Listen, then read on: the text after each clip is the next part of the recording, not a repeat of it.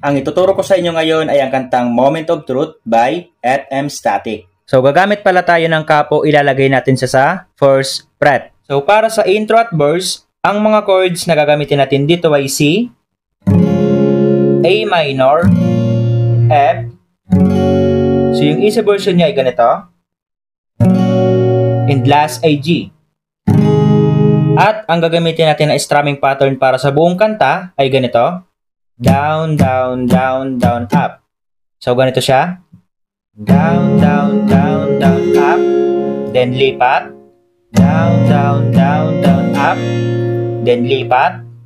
Down, down, down, down, up. Then lipat. Down, down, down, down, up. Sa intro, ipi-play mo siya ng 2 times. At sa verse naman, ipi-play mo siya ng 4 times. Ngayon, play natin siya.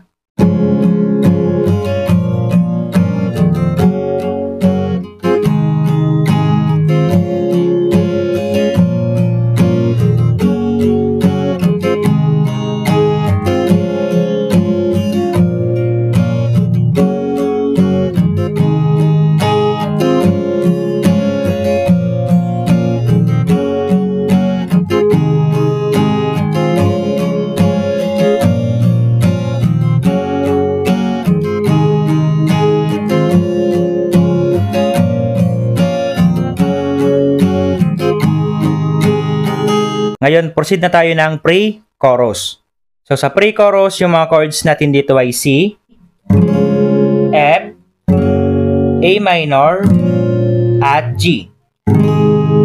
Bali, pa-play mo siya ng 2 times. Ngayon, play natin yung pre-chorus.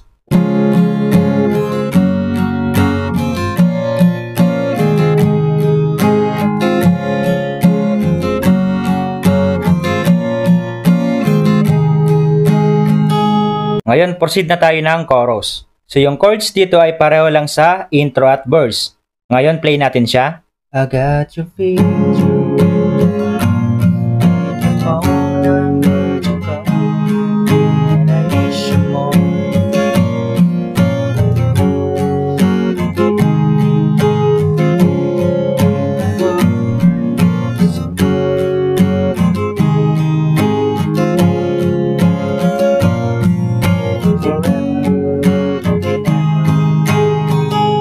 Then, pagkatapos ng chorus, ay ipi-play mo na yung verse 2, another pre-chorus at chorus.